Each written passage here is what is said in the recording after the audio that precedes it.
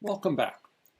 This video is going to show you how to construct decompositions.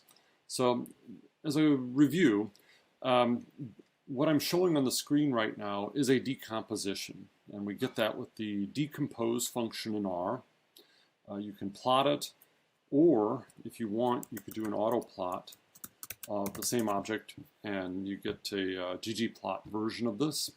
And so what exactly is this decomposition? Well, it's going to take the original data. So here's the original Amazon sales data, and I selected a small window because I want to be able to do this by hand. And then what's going to happen is we want to decompose this into its component parts.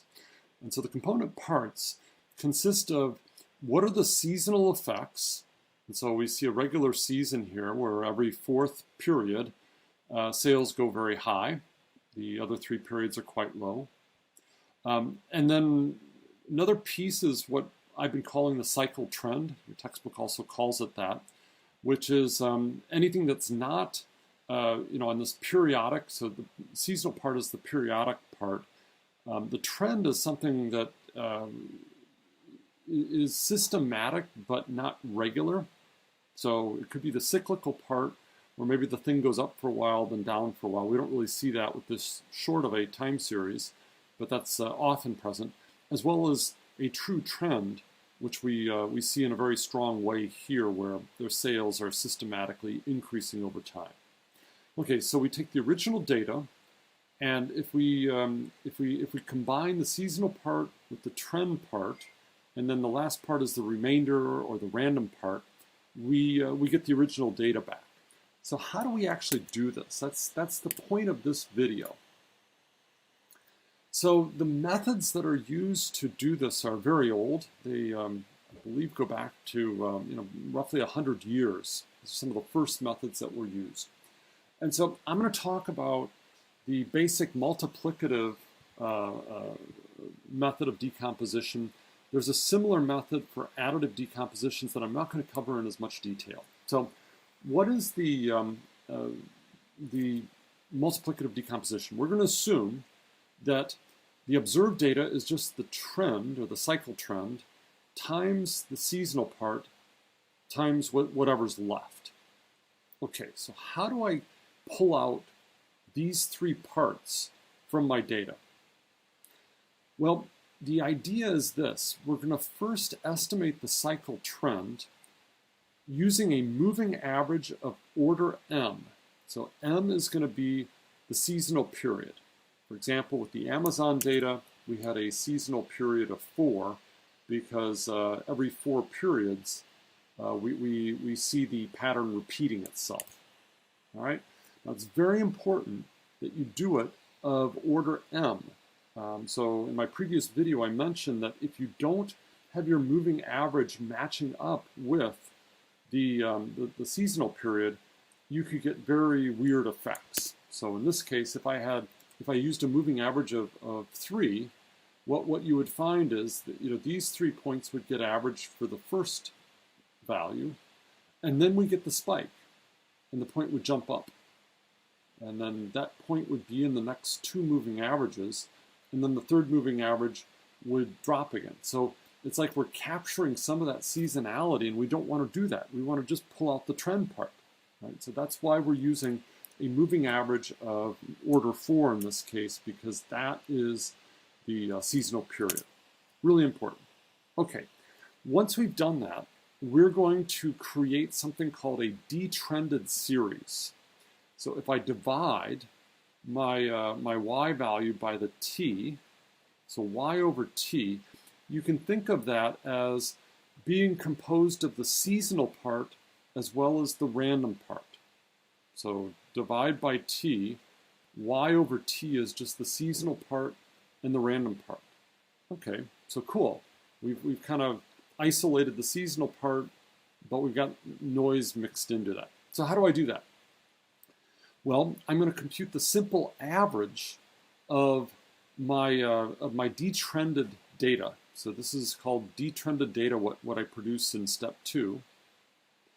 And then I'm simply going to average all my, my values by season to give what are known as seasonal indices. So that's just saying how much higher or lower is the time series during a given season. All right, that gives me the seasonal index. So now I've got the seasonal part, I've got the trend part. If I divide my, my detrended series by the seasonal part, so take y sub t, divide by these two pieces, I'm left with the remainder. So that's all there is to it. And so when we were looking at this trend, this decomposition, we have the trend part, that's the detrended part from step 2. The seasonal part is going to come from step 3, and then the remainder comes from step 4. All right, so let's go do this by hand in R.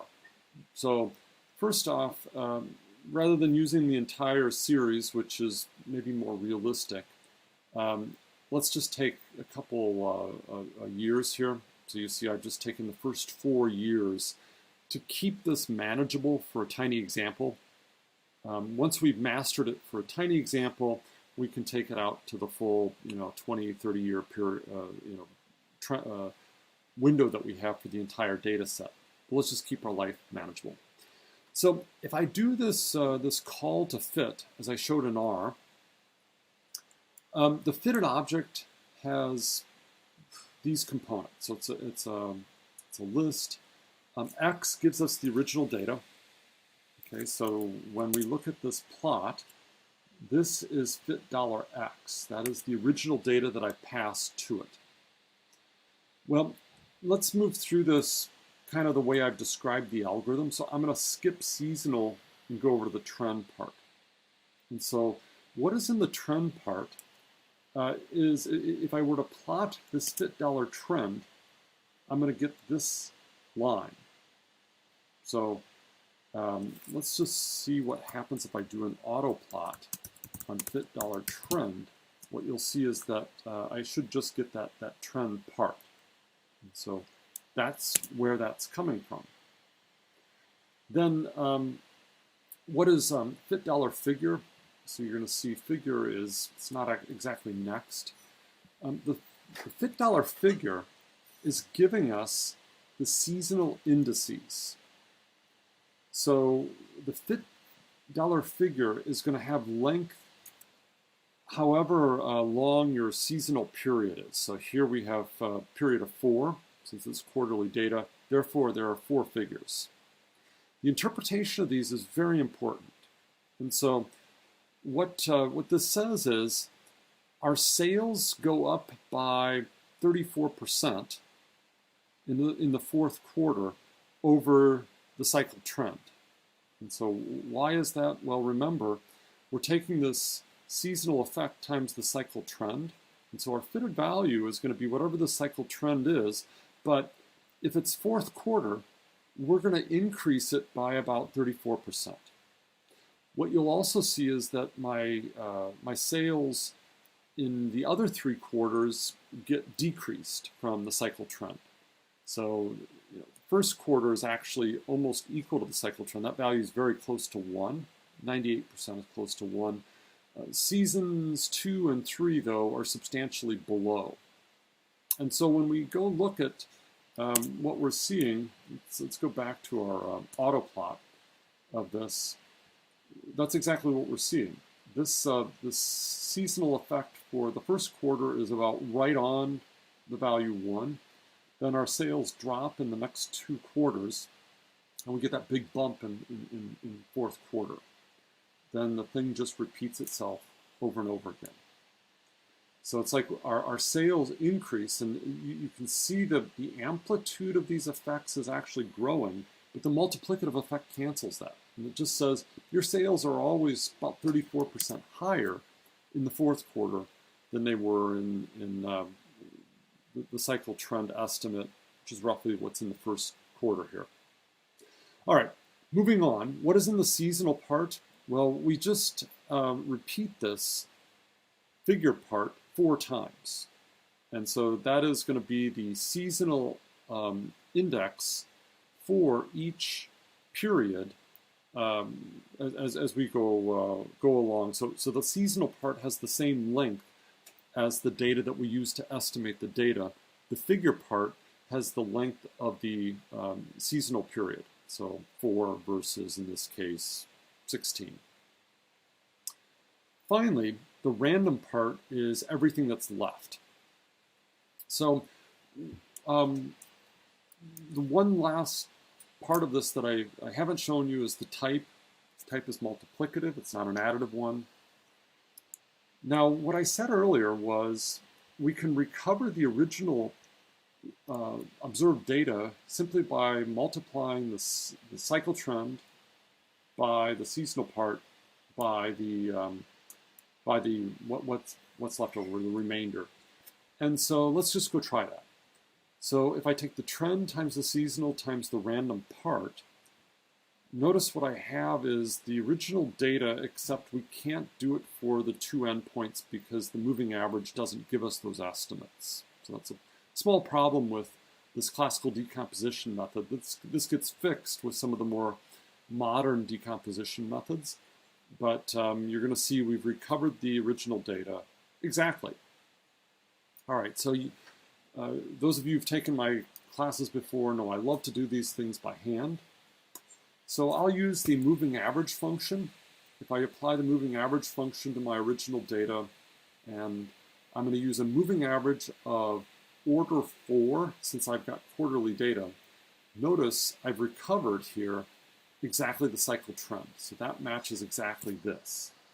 And so just as a review, that's showing me this trend part. What's happening here is I'm taking, for this point, I'm giving full weight to the points, the 1 point next to it, half weight to those 2 away. And so I can't make an estimate. I need 2 points to the left of an observation, and that's why I can't form estimates of these 2 values. Likewise, I can't do it on the other end for the last 2 values. All right, so that's what the moving average part is doing. Now, remember the next step. So this was step 2 if you're keeping track.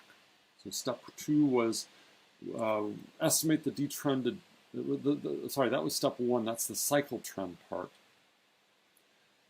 Now we have to compute the detrended series and then the seasonal indices. I think this is really easy to do with some dplyr.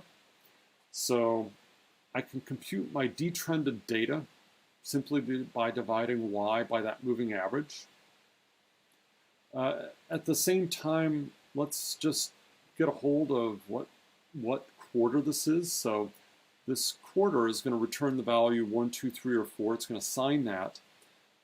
It's just going to count 1, 2, 3, 4, 1, 2, 3, 4, 1, 2, 3, 4. So we've covered the cycle part 4. dplyr is not going to compute means if there are missing values, so let's filter those away. So I'm using the dplyr filter here. We'll group by the quarter variable, and then I'm just going to compute the means of the detrended data. So that's almost going to give me my seasonal indices. But there's one small adjustment that we need to make.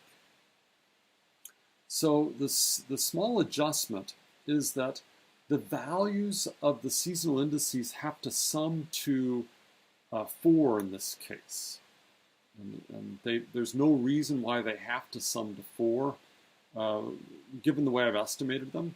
So all I'm going to do to make sure they sum to 4 is we'll add them up, and we'll take 4 divided by that sum, and that'll be the adjustment factor. So I'm going to take s hat as just s hat times 4 divided by the sum of the values.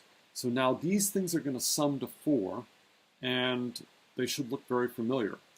So this is going to be the 4th quarter effect that we saw up in the figure command, saying our sales go up by 34% over the cycle trend in 4th quarter.